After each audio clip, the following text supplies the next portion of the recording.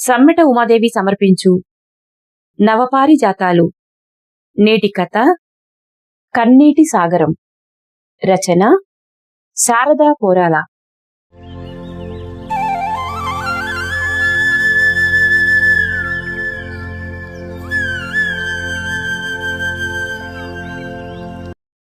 రెండు దినాల సంధి ఒక్క తీర్గ గాలి వాన కొడతాంది. గాలికి ఊకూకే మలిగిపోతున్న గాసునున్న బుడ్డిని ఓనికే చేతులతో ఓపిగ్గా మళ్ళీ ఎలిగించబోయింది ముత్తమ్మ. గట్ల ఎలిగి చూడు, అది మలిగిపోవుడు. అప్పటికది 5వ పాలి. ఓ పక్క గాలాయే, మళ్ళో పక్క పుల్లల పెట్టాయి మెత్తబడిపాయే. నేనెట్ల చేతు అనుకుంటా మళ్ళో పాలు ఎలిగిచ్చింది.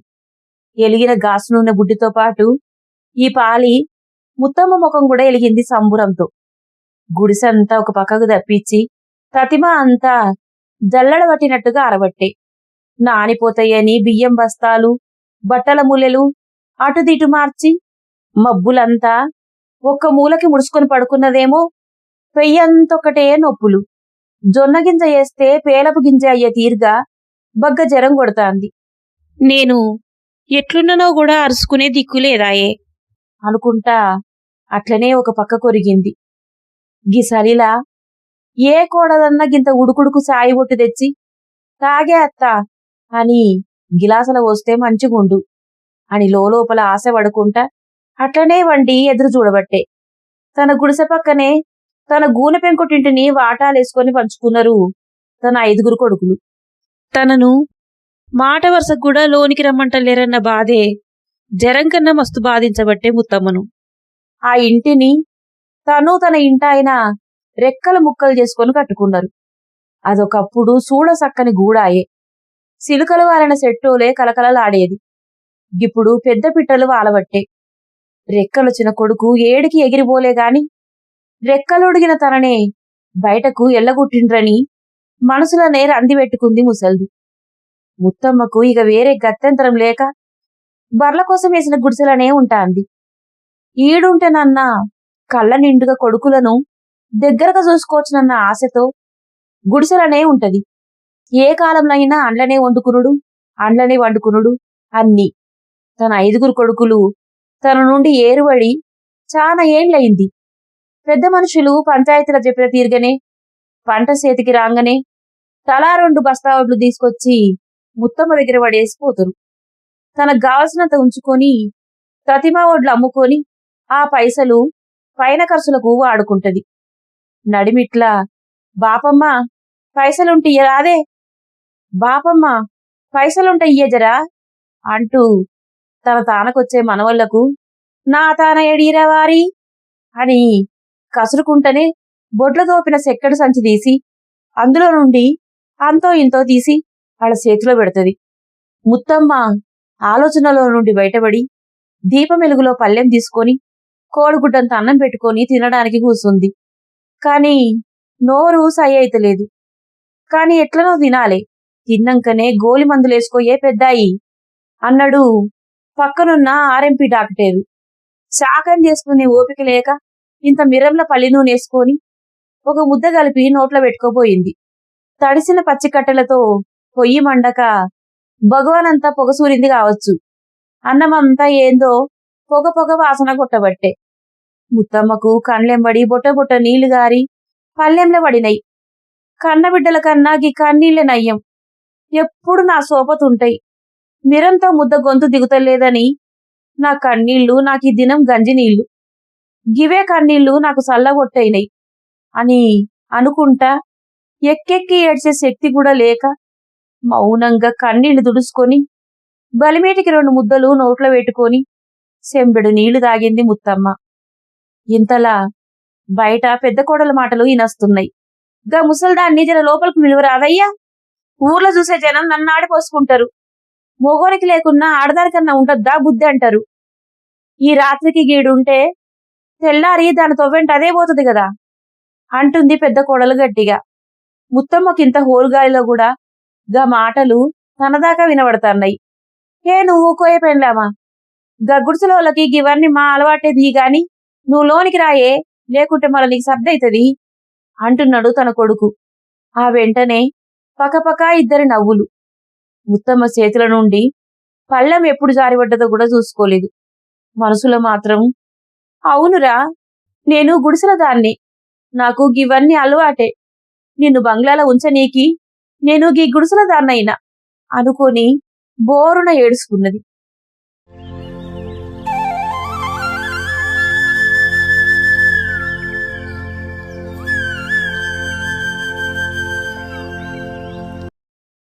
ఉదయం కాస్త మబ్బులొచ్చినాయి. కట్టె సాయం చేసుకొని బయట అరుగు మీద ఎండపొడకొచ్చి కూసోని వచ్చేపోయేటోళ్ళను చూసుకుంటా ఉంది ముత్తమ్మ. పక్కనున్న గొల్లోల కిట్టయ్య తొవ్వెంట గొర్రెలను తీసుకుపోకుండా ఇంటి ముంగట సానపు చల్లుతున్న రెండో కోడలతో, అవ్వల దవకాన కొంచెం పోరాదుల్లా, 2 రోజుల సంధి జ్వరంతో ఉన్నట్టుంది, అది మూలుగుతా అంటే పొద్దుమీకి మా ఇంట్లో దాకి నస్తాంది అంటున్నాడు. ఆ ఎందుకు కొంచెం పోమే కిట్టన్నా, అది సంపాదించిన ముల్లే మా దగ్గర పాతి పెట్టింది కదానే అంటూనే, నీకేమన్నా దాచిపెట్టించిందేమో, నువ్వు కొంచెం పోరాదు, నువ్వు కొడుకు తిన్న గాదాయే, లో ప్రేమ చూపించబడతివి అంటూ ఆయన మీద కోపంగా విరుచుకుపడతాంది కోడలు. నీకు గంత యాష్టకొస్తే చెప్పు సెల్లే, నేనే దవకానకు కొంచెం పోతలే అని కిట్టయ్య ఇంకేదో అనబోయేసరికి ముత్తమ్మ కలగజేసుకొని, కిట్టయ్యా నువ్వు ఊకో బిడ్డా, నీ మంచిగానే ఉన్నా కదా, నీ పని మీద పోతున్నావు, పొద్దుగాలనే నా గురించి ఎందుకు ఈ లొల్లి, పో బిడ్డా పో అని సర్ది చెప్పి పంపేసింది. వెంటనే కోడళ్ళంతా ఒకటైరి. తతిమా సమయాల్లో ఎట్లున్నా అత్తపైకి కయ్యమంటే మాత్రం ఒక్కటే మాట మీద ఉంటారు కోడళ్ళంతా. ఇగో అత్త, నీలాంటి దాన్ని చూసేనే మునుపటికి ఏదో శాస్త్రం చెప్పిండ్రు, దారిన పోయేటోళ్లతో సుతా మమ్మల్ని మాటలు అనిపించబడతివి, నిన్ను నెత్తిన పెట్టుకొని చూసుకోను, నువ్వేమన్నా ముల్లగిట్టి మాకిచ్చినావు అనుకుంటా అందరూ అత్త మీద గయ్యమని ఎగబడ్డరు. ముల్లెయ్యలే గాని నాకున్న దాంట్లోనే తలా 5 ఎకరాలు వంచిన కదా అనే, ఉన్న ఇల్లు కూడా వంచి తిని ఇంకేముందనిస్తనే నా తానా అనుకుంటా ముత్తమ్మ దీనంగా కన్నీళ్లు పెట్టుకుంది.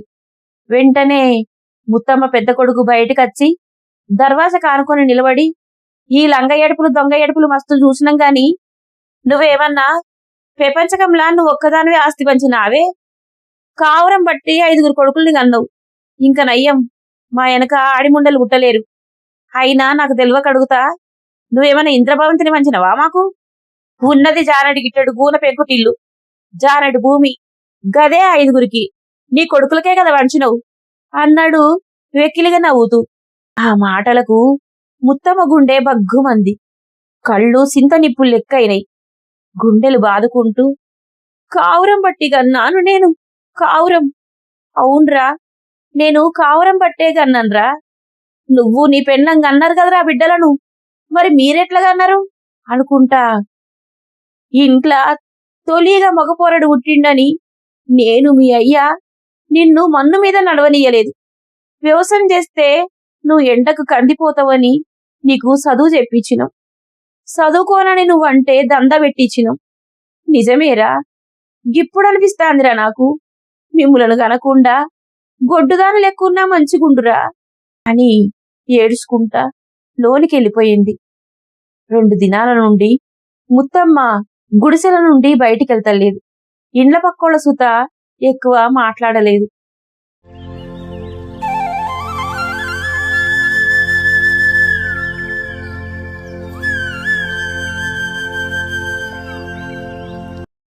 మరుసటి దినం శనారం. వాడకట్టుల అంగడి. పురాగా ఉప్పు ఉల్లిగడ్డలు సుత లేవని ఓపిక చేసుకొని ఎట్లనో బయటికొచ్చింది. జర్రని టమాటా పండ్లు, గిన్నెని ఉల్లిగడ్డలు తీసుకొని వస్తా అంటే ఊర్లో అందరూ ఏడ చూసినా అరుగుల మీద, బడి దగ్గర, చెట్ల కింద గుమిగూడి ఏదో ముచ్చట్లు పెట్టి కనిపిస్తున్నారు. గుడిసెలకెళ్ళబోతూ ఆగి అనుమానంగా ఇంటి దిక్కో పాలి చూసింది. కోడళ్ళు తెలియని సంతోషంతో కళకళలాడుతున్నారు. ఇంట్లకి బయటకి గుణగుణమని తిరుగుతున్నారు. పక్కింటి సుతారి చంద్రయ్యని పిలిచి ఏంటిదా ముచ్చట అని ఆరాధీసింది ముత్తమ్మ. ఎప్పటి నుండో అంటున్నా పాత ముచ్చటే, ఏదో ప్రాజెక్టు కడితే ఈ ఊరు మునిగిపోద్దట, ఊరిని ఖాళీ చేయమన్నారు, తనసొంటి ముసలోళ్ళకు తప్పించి అందరికీ సంబరంగానే ఉంది, మొన్నటిదాకా అడిగినంత పైసలిస్తే జాగా ఇస్తామని ఊరోళ్ళు, కాదు గింతే ఇస్తామని మడత పేచీలతో సర్కారోళ్ల బేరం కుదరలే. కాని నిన్ననే చెప్పిండ్రట, ఎకరాకి 8 లక్షలట. ఇంటికి బదులు ఇల్లు కట్టించిస్తారట. కొత్త ఇల్లు కట్టించినాకనే పాత ఇళ్ల నుండి బయటికెళ్తామని ఊరంతా ఒకే తీర్మానం చేసిండ్రంట. ఇంకేంది, మంచిగా సిటీలకు ఎల్లుండొచ్చు. ఈ పల్లెటూర్లో ఏముంది? ఓ సినిమానా, ఓ సికారా, ఎన్నాళ్ళు చేసినా గిదే పెంట ఎత్తుడు, గిదే మట్టి బిస్కుడు అంటాంది చిన్న కోడలు ఆనందంగా. చిన్న కోడలంటే ముత్తమ్మకు మొదల సంధి ముద్దే. అది దగ్గర సుట్టమని, ముసలితనాన ప్రేమకు చూసుకుంటుందని ఆశపడి ఏరి కోరి చిన్న కొడుక్కి లగ్గం చేసుకొచ్చుకుంది. అది మల్లె పువ్వోలే ముద్దుగుంటది. గిబాల అది బీర పువ్వోసంటి సీర గట్టింది. వంకాయ రంగు పూల రేఖ తొడిగి చూడ చక్కగా తయారైంది. పాయలు తీసి అల్లిన పొడుగు జడల ఎర్రని పట్నం బంతి పూలు దురిమింది. అది అందరి లెక్క సిగముడవది. దానికి పట్నం షోకులు ఎక్కువ. గందుకే దానికింత సంబరంలా ఇంట్ల కాలు నిలుస్తలేదు. ఊళ్ళే అందరికీ ఎన్నడు చూడనన్ని నోట్ల కట్టలు కళ్ళ ముందు కనబడబట్టే. ముచ్చటం తిన్నా ముత్తమ్మకి పానమంతా సచ్చుబడ్డట్టాయే. మరి ఉన్నోళ్ళకే ఈ చుడైతే జాగలేనోళ్ళ గతేం గాను? ఇల్లు లేనోళ్ళ ముచ్చటెట్లా? వాళ్ళని తలుసుకుంటే ముత్తమ్మకి గోస అనిపించబట్టే. కాని వాళ్ళకు సుత ఏందో ప్యాకేజ్ అని, ఇంత ఇస్తారని తెలుసుకొని పానం కుదుటబడ్డది. భగవంతా, ఈ ఊరు మునగక ముందే నా బొక్కలు ఈ చెరువులో కలిసేటట్లు చెయ్యి అనుకుంటా అక్కడే అరుగుల మీద కళ్ళు మూసుకొని నీరసంగా కూలబడ్డది. ముత్తమ్మకి ఊరంతా కండ్ల ముందు కదిలింది. బస్సు దిగి ఊళ్ళో అడుగు పెట్టంగానే చల్లగాలితో కావలించుకునే సింటలు, చెట్ల మీద నుండి పలకరించే పిట్టలు, వాడకట్టకు కావాలన్నట్టు కర్ర పట్టుకొని నిలుసున్న గాంధీ తాత, గుట్ట మీద హనుమాన్ల గుడి, చెరువు కట్ట అన్ని వరుసగా కండ్లెంబడి మెదిలి కండ్లల్లా నీళ్లు తిరిగినాయి. గదేదో టీవీ వాళ్ళంట, పేపరోళ్ళంట, జీపుల్లో బస్సుల్లా మస్తు మంది వచ్చిండ్రు. ఊరి గురించి వివరం తీస్తున్నారు. అందరినీ వాళ్ళ మనసుల్లో ఏముందని అడుగుతున్నారు. ముత్తమ్మ కోడళ్ళు కొడుకులు టీవీలోళ్ళ మైకుల ముందు చేరి గిట్ల చెప్తాండ్రు. ఇది మా అత్త మామలు తిని తినక కాయ కష్టం చేసి సంపాదించిండ్రు. బంగారం అసొంటి భూమికి గింత తక్కువ ధర ముట్ట చెప్పుడు న్యాయం కాదు అంటాంది పెద్ద కోడలు. మా మామ చచ్చిపోయినాక మా అత్త ఒక్కతే ఆడమనిషి అయ్యుండి కష్టపడి 10కి 10 ఎకరాలు జమ చేసింది అంటాంది రెండో కోడలు. మా అత్త గుడిసెకు కూడా మారిల్లియాలే అంటాంది నడిపి కోడలు మైకు ముందుకొచ్చి. మంచిగా అడిగినవు అని మిగతా నలుగురు కళ్ళతోనే తోటి కోడల్ని మెచ్చుకున్నారు. గా మాటలుంటున్న ముత్తమ్మకి గంట దుఃఖంలో కూడా పెదాలపై నవ్వు విచ్చుకున్నది. ఇన్నాళ్ళు తనను ముల్లేమన్నిచ్చినవా అని గడీకి తెప్పిపొడిచిన కోడళ్ళు కొడుకులు ఇవాళ గిట్ల మాట్లాడోడు చూసి పైసలకున్న మాయ గిదే, పాడ మీద వన్నోడు కూడా పైసలంటే పైకి లేసొస్తాడు అనుకొని విషాదంగా కన్నీళ్లతో నవ్వుకున్నది. ఇప్పటికైనా నా కష్టం గురించి పైకి 10 మందికి చెప్పిండ్రని మనసు కాస్త కుదార్తబడ్డది.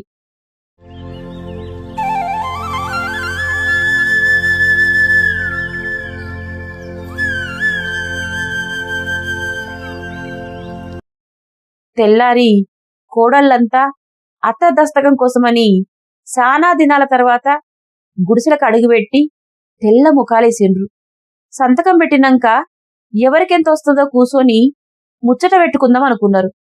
అయితే అనుకోకుండా రాత్రి తనకు సోకిన ఇసపు జ్వరంతోనో, దుమ్ము ఎక్కువయ్యో, ప్రేమ చూపని కొడుకుల మీద, నీళ్లలో మునిగిపోయే ఊరి మీద రండితోనో లోలోనే చెదపట్టిన చెట్టు తీరిన అయింది ముత్తమ్మ.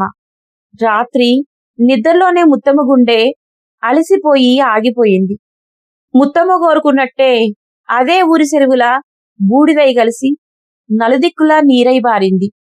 రేపు గా ఊర్ని ముంచబోయే మల్లన్న సాగర్లో మత్తడి దూకే నీళ్ల శబ్దాన్ని మనసున్నోళ్ళెవరైనా మనసు పెట్టింటే అందులో ముత్తమ్మ గుండె గోస వినవస్తది కావచ్చు.